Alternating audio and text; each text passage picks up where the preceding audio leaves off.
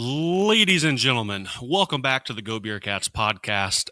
As always, I am your host, Brandon, and for episode 75, I thought it was time to complete this sort of superfecta that I had been working on for quite a while now. Right from the gate, you can see my man here with us already, Mr. Mo Egger. How are you this evening? It took 75 episodes for you to invite me.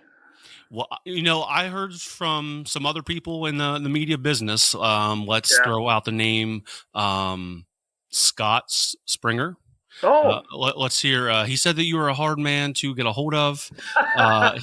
He said that you would probably be too busy eating free lunches to come on the show. free lunches. I'm always busy eating. I don't know how many lunches are free, but hey, if you had Scott Springer, you don't really need me. But it's nice to be with you nonetheless. I appreciate that. The superfecta I was talking about is I've had on Terry Nelson, I've had on Dan Hoard, I've had on Wow. Scott, and then you to complete this picture that you guys took out to eat one night before the Utah Valley. I said you were the Oh yeah, superfecta there, the the fourth. P.F. Chang's photo. Yeah, the P.F. Chang's picture. The best place we could find to eat in Provo was. This isn't entirely true, but it was the best place we could find to eat dinner that served alcohol in Provo, Utah. Was P.F. Chang's. The four of us went, and it was delightful. I'm glad to hear that. We kind of heard a abridged version of that from Scott right after the game, but nonetheless, glad to finally have you on here. And before, we have a ton to talk about, even though it's the off season. Some people would maybe believe that we don't have that much to talk about, but I have some UC basketball questions, some football questions for you as well, and then on our Discord, the Catskeller Social Club, I threw out that you were coming on the show, and if people had questions for you, they should submit them to me. So I have some questions from the Discord as well. If you'd be so kind to entertain us, perfect. Oh yes, absolutely, yes, no problem. So before we get too far into everything, the meat and potatoes of the episode, if you will, I do this thing, Mo, called Time for a Beer. So we will kick off the show with a brewery I've never experienced before, Hoosier Brewing out of Greenwood, Indiana, Indiana. I stand corrected. Home of the Tree Tower. The tree, I have no idea what you're talking about. Enlighten us. There's a tower with a tree growing through it. I think it's in Greenwood. I think it's Greenwood, Indiana. Look that up on the internet. I think they have a tree tower in Greenwood. I'm drinking a Lipton lemon flavored iced tea. So big night here at the Egger household. I hear you. Now that might look more appealing than what I just poured. This is a blueberry mango yogurt parfait. Yeah, not happening. Nope. Yeah, I wanted something weird and strange. If I wanted blueberry mango banana parfait, I would get that kind of ice cream. Glass is cool, but I'm hard pass. That looks like a bad smoothie. That looks like the crap you drink when you're getting ready to have like a colonoscopy. So yeah, it does. Thanks. It looks like I dipped this out of the Ohio I hope River. it tastes better. Yeah. It looks like it tastes way better than it looks. Blueberry for sure. A little bit of mango. The color, I would rate it a 0 out of 5. The taste, however, it's tart, not sour. I kind of like it. I'd probably, on a scale 1 to 5, I'd give it like 3.75 maybe here.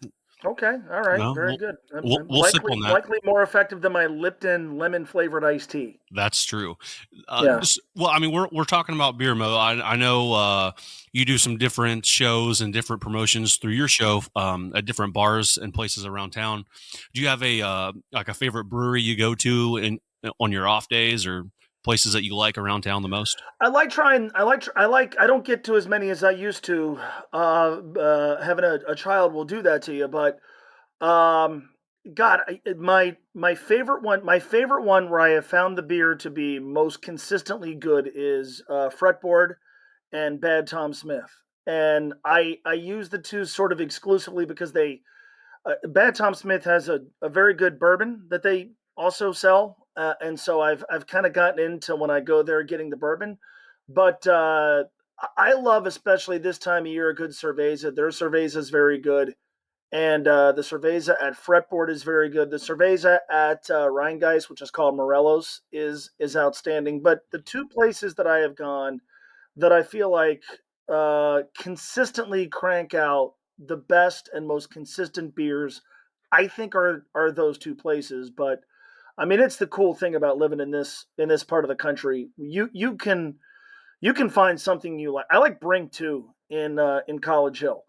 Uh, it's really hard with all the breweries we have and the selection that all of them have. It's really hard to find something you're not going to like. And so I've told people from other parts of the country, like if you like beer, the beer scene here is really really good. As we sort of transition into everything that we're going to talk about today, I read earlier that Cincy Reigns, the NIL collective, has a big partnership announcement tomorrow with Rheingeist. Any sort of clues as to what they're going to announce tomorrow? No, I really haven't done much beyond just the surface level, reading. So I don't know what that's going to involve. I think it's going to be interesting to see what that looks like, and I'm maybe speaking out of turn here. My understanding is alcohol sort of off limits in terms of what student athletes can endorse. So, but that doesn't mean that Rheingeist or any brewery or whatever can't be involved.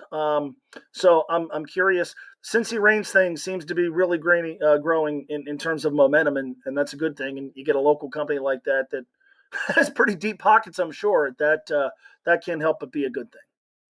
Well, let's sort of transition here into let's talk about UC hoops first, and then we'll go maybe to the football thing that's a little more timely. I just kind of want to see what your thoughts are on Coach Miller's growth or evolution as a coach since he's been here at UC. Well, I throw away the first season because he got the job, and frankly, I would have said the same thing about John Brandon. I would throw away the first season because it's it. I think what we've come to understand here finally, if you're a longtime Bearcat fan, they basically had two head coaches for the better part of 3 decades. That's insane stability. I mean, how many programs can you really say that about, right? I mean, you could say it about Duke, you could say it about Syracuse, Kansas-ish, I guess, Syracuse. yeah. Not that many.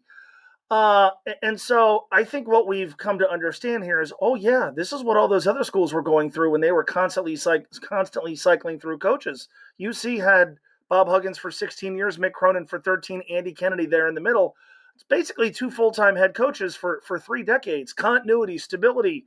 You were never dealing with the upheaval that came with a coaching change, and so I think what we have come to understand here is, God, yeah, when there's a coaching change, stuff gets sort of thrown off. And then you add to it pandemic.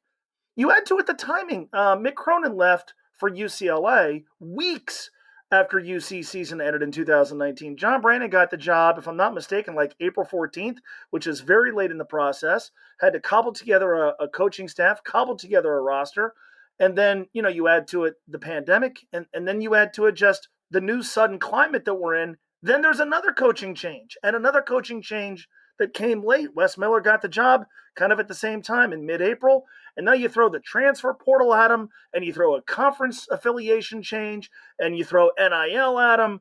Boy, there's I don't know how Wes, frankly, won as many games as he did in that first season, given just the climate in college athletics and the just lack of stability that any coach would have been hampered by that first season. So I throw away year one. Year two, what did I see? I saw a better team. I saw a team that got better.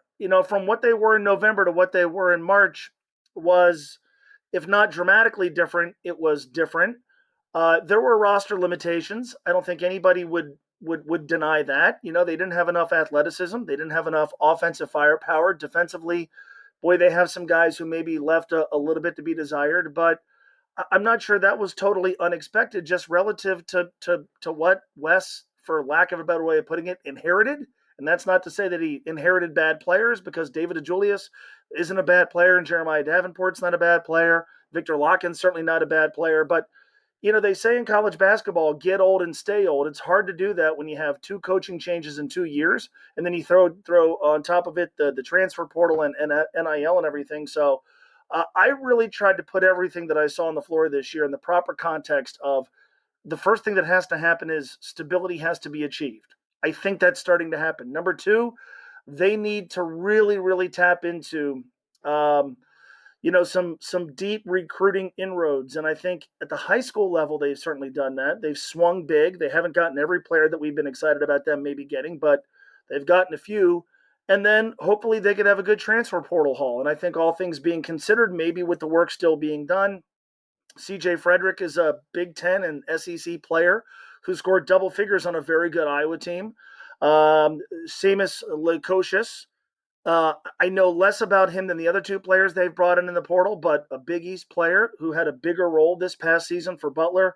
And Jamil Reynolds, I've watched a lot, and I think he's going to have to be in better shape. But I don't think anybody denies his talent. That's really a pretty good transfer portal haul. On top of Day Thomas, who's going to come, on top of Rayvon Griffin, who's going to come, on top of Jizzle James, who's going to. That's a really good collection of newcomers who are going to be here. And so, all right, what does Cincinnati need now? Well, hopefully, better talent gives Wes a better chance to sort of put his fingerprints on a Bearcat roster. Hopefully, there's a little bit more stability moving forward. But I think more than anything, the last 2 years, what there hasn't been, aside from the Illinois game early in Wes's first year, there hasn't been that signature victory that has really gotten people excited about UC basketball. And Yeah. for about 37 minutes on the Saturday before the AFC Championship game when they played Houston, I thought they were going to get it. They played great that day. They haven't had that sort of just, all right, here's the foundation of our program. We're going to build on top of this. This is going to get fans really excited. This is going to get potential recruits really excited. It's going to allow the players on the team to buy in. And part of that is a byproduct of the league. There's not that many opportunities in the AAC for those sorts of victories. That will not be a problem in the Big 12. They haven't beaten Xavier yet. They haven't, aside from Illinois, really beaten the high major opponents on their schedule. They haven't beaten Memphis. They really haven't won, many games, if any, aside from Illinois, that they were underdogs in, that they weren't expected to win. And so you're kind of waiting for that. You're kind of waiting for that signature, okay, here we go. And now everybody take notice. Bearcat basketball is on its way to being back. They haven't gotten that, but I've never felt like, God, Wes is in over his head as a tactician. I've never felt like, Wes is in over his head in terms of the bigness and the expectations for the program. I think the guys have played hard. I think for the most part, the players have gotten better and better collectively. And I think, look, you saw improvement this year. They were a more interesting team to watch this season. They didn't have nearly as many offensive limitations as they did 2 years ago. They didn't gasp toward the finish line the way they did during Wes's first year. All of that represents progress. Now, what gets thrown at the program is significant uptick in the level of competition. And so if they continue to progress, how much of that is going to be kind of offset by playing a much more difficult schedule? But I'm not going to say I've had no complaints because, while they're losing to Houston, I'm sure if you injected me with truth serum, I would say, boy, there's some things I don't like. But on a macro level, I think Wes has done a pretty good job. And look, they're going to be fine as long as he brings in good recruits. And I haven't found anybody who doesn't think that Wes Miller can recruit. Yeah. You hit on a couple things there. I got some follow-up questions here for you because you use the word stability a lot. And you see with Jeremiah Davenport and then Micah Adams Woods just recently announcing they hit the portal and have already found new homes. It seems like the definition of stability is much different now than what it was, 4, 5, 10 years ago. Because like this year we'll have 7 new guys on our roster. So when you throw out stability, I think, or that word, I think you kind of have to understand what stability is in this new transfer portal era, because Yes. we got like I said, 6, 7, I've lost count, 8 new guys coming in. I think we still got one roster spot open and plenty of rumors as to who will fill that spot. But I think you're right. And I also think that when you're talking about big wins, we haven't had a big win under Miller, but also those opportunities have really been limited in the American. You have the the early conference tournaments wherever. That's where we got the Illinois win. And then you have to sludge through the American when you don't have any quality wins or quality teams that people get up for except for Memphis and Houston. So if I had to ask you with all the turnover uh in the basketball program for this year, if I'd let you pick your starting five today, who would you go with? Well, I hope there's at least one more addition that could change that answer. That's a very good question. I'll say CJ. I'll say CJ. I'll say Day Day Thomas. I'll say Dan Skillings. I don't know that they want to play. Well, you know what? They went big midway through the season last year, and it kind of worked with Odie and Vic. I think Vic can play with another big. So do I go? See, I think Dan Skillings is going to be terrific. I think you'll have to start Day Day Thomas. I'll start CJ. Let's go big at the outset of the season and play Vic and Jamil together. Now, I'm not married to that idea, and part of I think the fact that Odie and Vic worked so well together is it was a little bit less JD, and JD for all of his qualities, and I'll defend Jeremiah Davenport to anybody who wants to come after him with a pair of knives. I think there was sort of a law of diminishing returns thing with JD, where it's like if you lessened his role, you could maybe get a little bit more out of him, and you could hide him defensively a little bit easier. But I think Vic could play with another big. I don't know that that's how Wes is going to want to do it, but I mean, is last year's team too good to have three new dudes come over and start immediately? I I don't don't think think the so. answer is yes. So Yeah.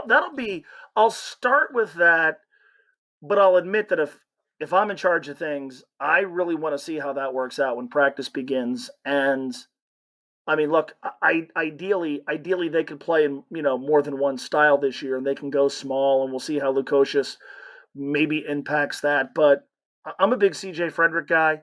Hopefully, he can stay healthy. Um, you know, Obviously Luka Garza getting him shots with Iowa certainly helped, but on what was at the time the most fun to watch offense in college basketball in 2020, aside from maybe Dayton, CJ really helped that team in his first full season. So I'm a big fan of his. I'll say that Skillings has to make a big leap this year, and I think he's capable of it. But there was just too much, inconsistency, from game to game, sometimes even from half to half. It felt like you didn't know what you were going to get. But I'll say that's my starting five. But maybe there's a kid that remains to be seen who's not here yet that could change that. Okay. All right. So last basketball question, and this is kind of this question sort of made its rounds by UC fans throughout social media, and we brought up Davenport, we brought up Micah Adams Woods, both 4-year guys, definitely put their time in as Bearcats. On senior day, they were not honored in the traditional way. And then now they have transferred out, and we didn't really get that send off for them. And is there a better way to make this happen so they sort of get their moment to be honored as Bearcats? You know, I think retroactively, yes. I think in real time, you're just not going to have many programs who are like, look, here's a guy that we might run off. Not to say that that's what they did with either player, or here's a guy we don't think he's all that happy, so let's bring him out here and give him a picture of himself playing in the game. I don't know that's going to happen. You can certainly do the sort of thing where if a player's like, look, I'm going to put my name in the draft. Paul Scruggs at Xavier had two senior days. I remember many years ago, Kentucky honored Wayne Turner, and he wasn't a senior because he knew he was going to the draft. But I don't now retroactively when Jeremiah and Micah are finished with their college basketball careers, could you bring those guys back for a game? Yeah, and I hope that happens, especially JD because he's from here. I would like to Mm-hmm. think that those players will always be welcome back. They played here.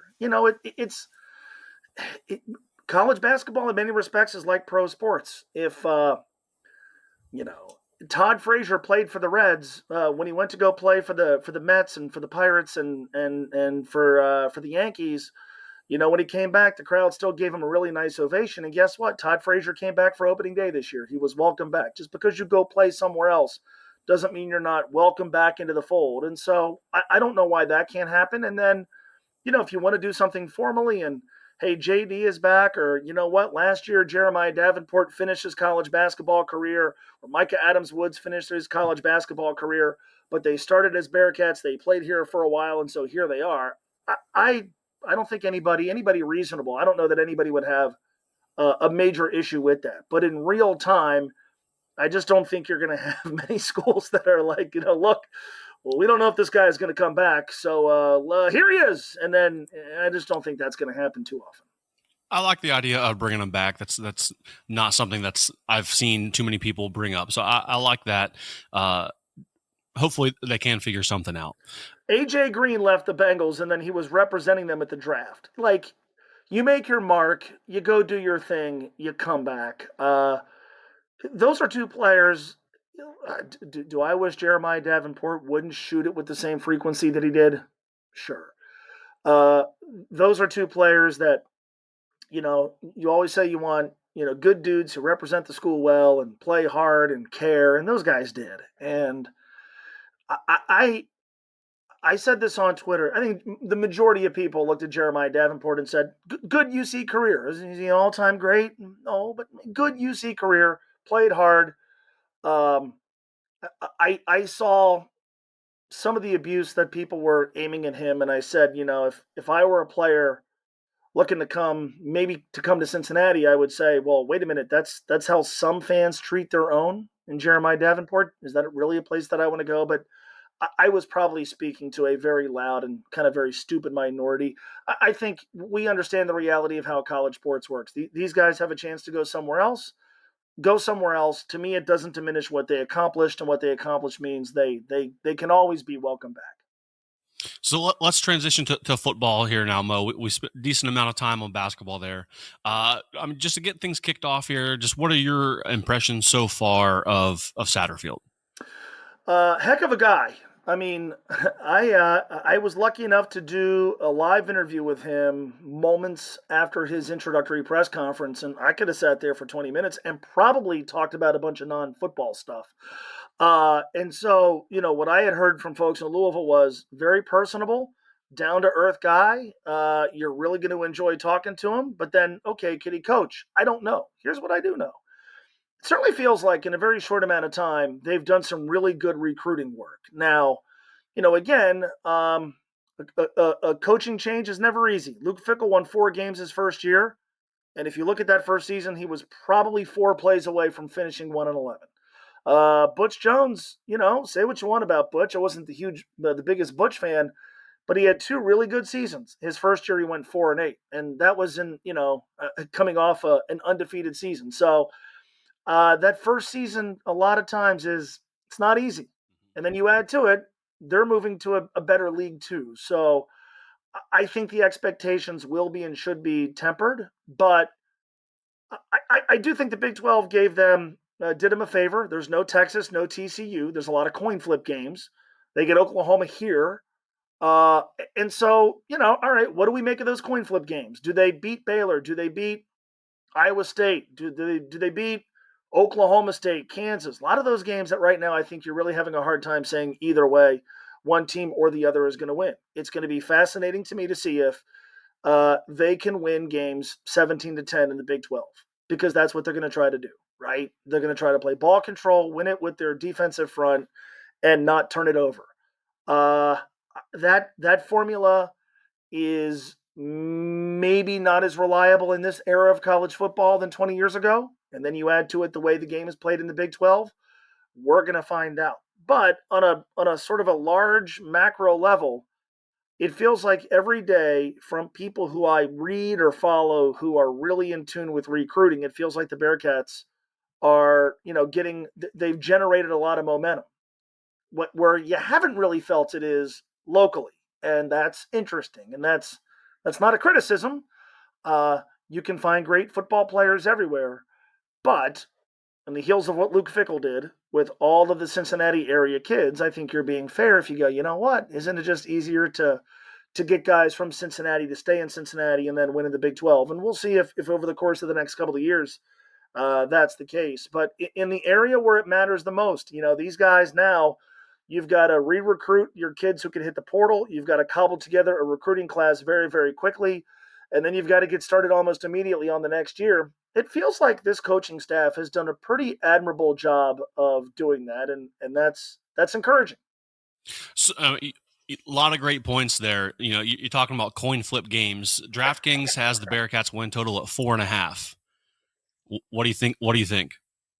So I said on my show the other day, there is a difference between a guess and a bet.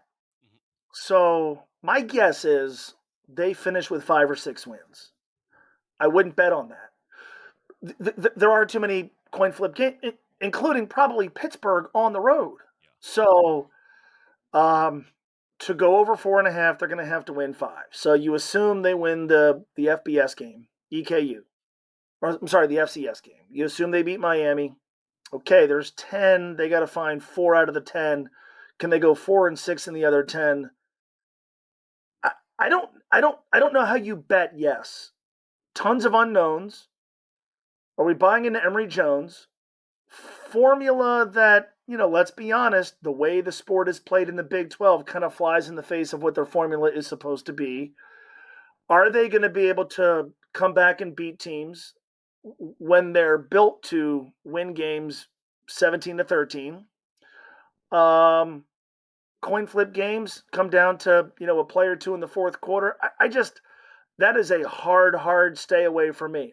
I love, I know a lot of folks are going to see it and go, 4.5, all you got to do is get to 5 and 7.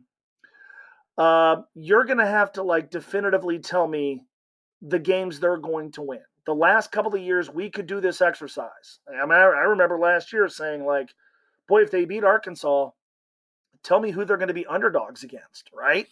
Well, They didn't beat Arkansas, but we could do that exercise. I don't know that they would be projected to be favorites in many games right now.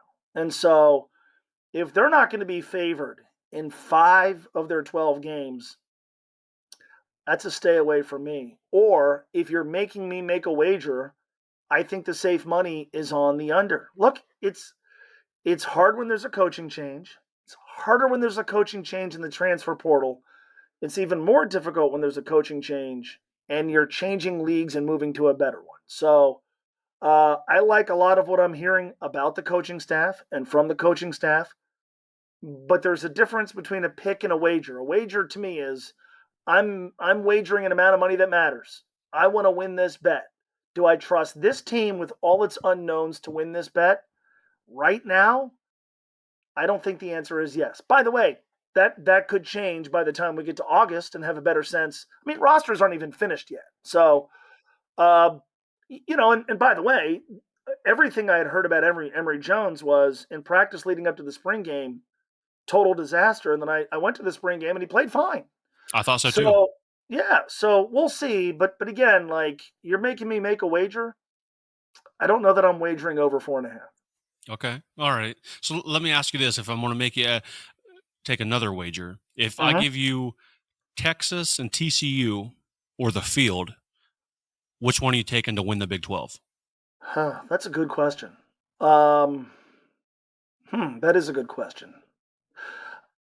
I think I'm getting the best 2 teams if I take TCU and Texas. So I only need one to win it. I'm getting the best 2 teams. I think I would take those 2. Solid. I don't know which one I would take. I think that's interesting. It's like you throw questions at people and it's here's what I think now, but if I really had time to think about it, maybe I'll change my mind. But I think I'd feel comfortable if you gave me TCU and Texas. I think I'd feel okay about my chances. All right. So last football question before we get into some quick ones from the peanut gallery here. Give me your opinion on the biggest home game we have this year. I'm probably going with Oklahoma to kick off the Big 12. Sure. Right. I mean, when we started to talk about the Big 12 many years ago, what did we all envision? Oklahoma and Texas coming to Nippert Stadium. Well, Texas probably never coming to Nippert Stadium. Oklahoma's probably going to come once. Let's go. I mean, that as a visual and as an event in the Big 12 opener, I mean, are you kidding me? That's going to be fantastic. You know, they played here in 2010. They had to play at Paul Brown Stadium, Yep. which was, you know, the DJ Woods dropped like 5 passes game. But um, I nothing against DJ, but that to me is just as an event. That's going to feel like, all right, they're not in the AAC anymore. They're Tulane beat them, but the Tulane's not rolling in here, and Tulsa's not coming. ECU, like now it's big boy, big time football, and you know, sure, you wish, I guess, that they were going to play Oklahoma every year, but that's going to be a really, really cool day. So that to me is that's the one that I'm most looking forward to. Same. So let's just make these questions. I'll ask you 3 or 4 of them here. We'll see if we can't make them quick for you and get you out of Mm-hmm. here. Yeah. First one for Max. What's your go-to cigars or ones you like for special occasions? For special occasions, and I'm not saying this because I'm one of these people who sucks up to them. My favorite cigar to purchase in Cincinnati is the Jeff Ruby Boss. Okay. It's a Rocky Patel cigar. It is my absolute favorite. If you could ever find a Partagas Lusitania, which they're hard to find, that is a terrific special occasion cigar. Um, I'm sort of old school, so any sort of Monte Cristo. I don't love the white series because they don't have a ton of flavor to them. But any Monte Cristo cigar is really good. My sort of like I'll buy a box, and that's sort of my jam for the next couple of months. Perdomo 20th anniversary are terrific. I like the La Gloria Cubana Maduro is really really good. But like if you're hey, you know what? I'm getting married. I want a great cigar with my best man. I'll say this, and maybe Jeff Ruby will send me some. The Jeff Ruby Boss is just an unbelievably good cigar. So that's probably my like my answer to that question. All right, for sure. So this one's from Nick Moscato in the Discord.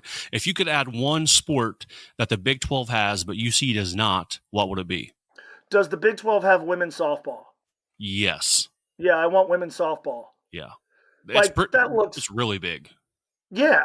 I watch those games on ESPN of the women's college World Series. Like that just looks fun. That to me, I say this as a bit of a hypocrite because I always say I'm going to go to more UC baseball games, and then just life gets in the way. But I love going. I wish I could go more often. I wish we were in a warmer weather city where like you would want to go more often in March when the season's getting underway. But uh, I think it'd be a lot of fun if they had softball here and they could have a team that could compete at the highest level. That would be kind of cool. Uh, your wall of memorabilia there sort of plays into this question. Do you have a favorite Cincy sports item or piece of memorabilia that you own? Do you have a favorite? Um. Yes. Hang on.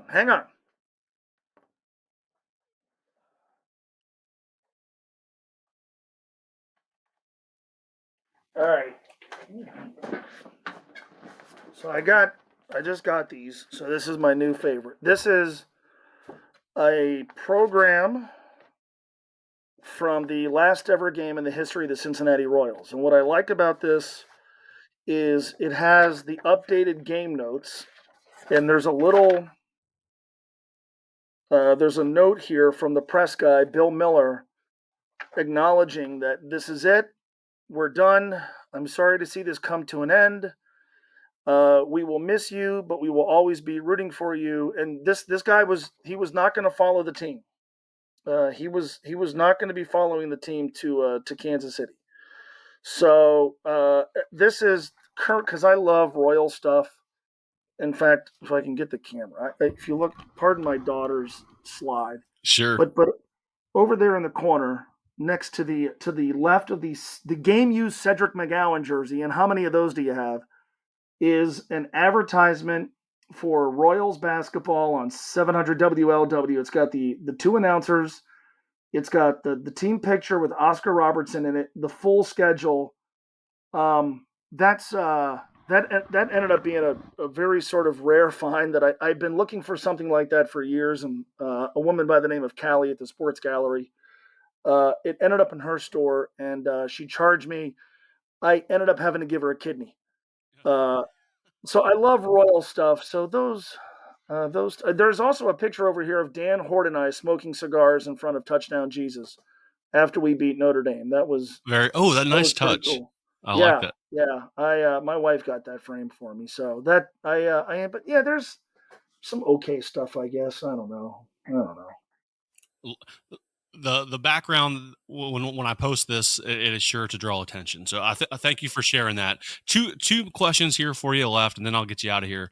Hmm. Both in having to do with music. So if you could put people, groups, bands, whatever it is, as a double headliner in your dream concert, what two are you picking? So I'm old, and my music tastes haven't evolved since I was 8 years old. So my favorite two bands are Bruce Springsteen and the E Street Band and the Rolling Stones. Uh, It's a good concert. so and like both known for awesome live shows, both known for playing great live. I mean, I saw the Stones 2 years ago in Nashville. Mick Jagger is, I think, now 80.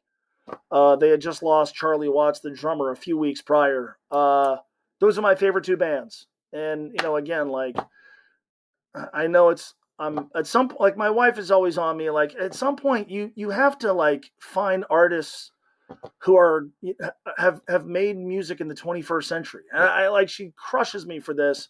I've also become a really big country music fan. So like I love we're going to see Eric Church in July. But like if you said to me two artists in the history of time, my favorite two are Bruce and the Stones, and then I'm going to get a 5 hour show that is just absolutely going to rock. So Absolutely. that's my answer, and I know it's lame. So, a final question that this was submitted today, and Justin Williams gave a whole dissertation on this topic on the Cincy Slangin podcast. Do you have a favorite Taylor Swift song? Yeah. Style. It sounds. I'll go with it because I've never heard it. I'm not a huge fan myself. I could Yeah, probably. that's So so like if I'm you say not so, although I really like that song Picture to Burn, which came out like when Taylor Swift was first when she was like a country artist. But that song style like that and I don't know off the top of my head a ton of like I couldn't name Taylor Swift's deepest cuts, but that song style is it style or out of style? I don't know. That's a good tune. close I enough. like Yeah, that. Yeah, no, that came up on an outdoor playlist this weekend, and I like that one. That's pretty good. I'm not going to see Taylor Swift though. That doesn't really interest me too much. perfect. Mo, I appreciate your time. I'm sure people that will tune in will enjoy it as well. I will not wait 75 episodes to invite you back again. And hopefully you will be generous enough with your time and maybe we'll get something in season next time. Let me know. You know how to get a hold of me. Will Thanks. do. Mo, have a good night. All right, man. See ya.